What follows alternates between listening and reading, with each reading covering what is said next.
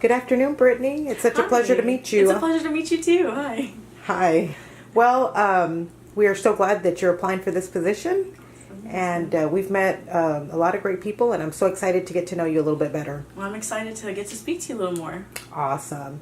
So tell me, based on your past job or educational experience, what do you think qualifies you best for this position?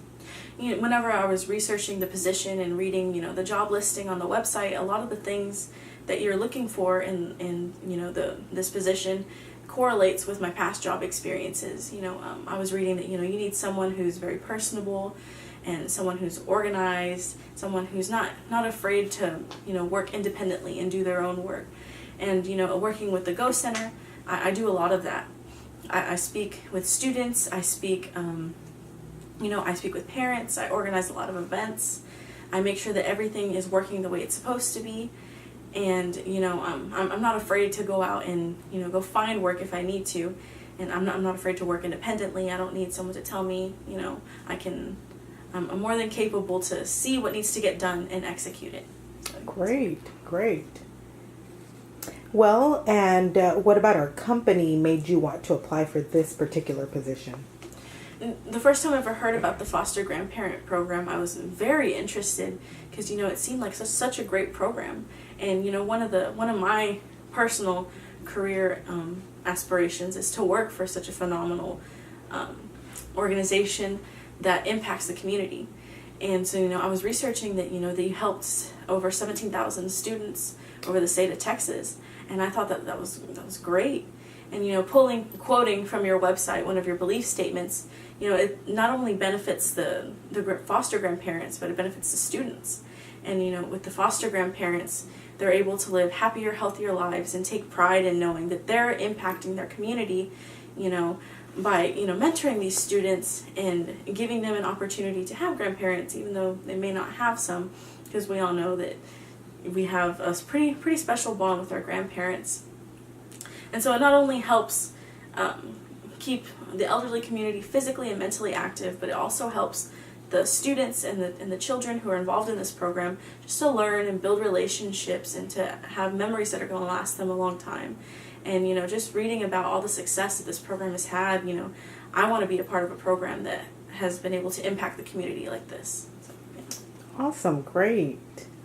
Now, tell me a little bit about a time when you overcame a challenge in a previous job or team or educational setting. Just kind of elaborate on that, please. Okay. So whenever I first came to the Go Center program, I was approached, by my supervisor, and she told me, hey, the school that you're going to, they don't have a lot of people, and the people that they do have there, they aren't particularly motivated to come and actually seek you out. So this was one of the challenges that I had to personally overcome and try and make sure that students are actually coming to look for the Go Center.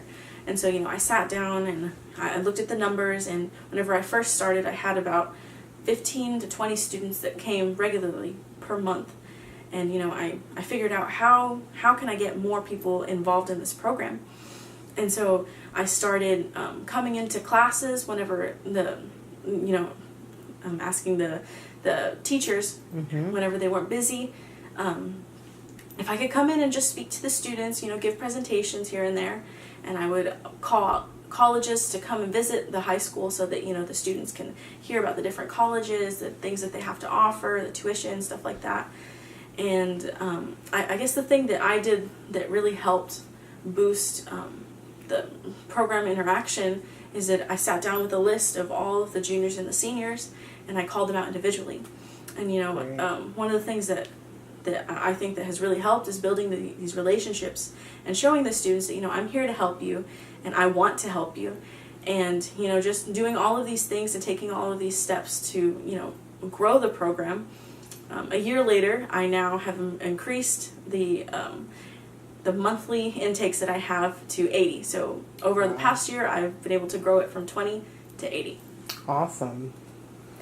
Okay, well, tell us about a time when you were involved in a conflict in your previous job or educational setting. Elaborate on the situation and how was the conflict resolved? So whenever I worked in the admissions office, we had two sets of student workers who worked opening mail, scanning them, and inputting them into the system. So this was pretty tedious work as it was. And then half of the student workers, including myself, we would have to be on call and answering phone calls that that people would ask about the university or admissions questions, anything like that. So what was happening was the other group of students who weren't on call, they were kind of, I guess, taking a liberty with their breaks, and they like to take breaks, and they would often, not get the work that they needed to get done. And so all of their workload would come to us.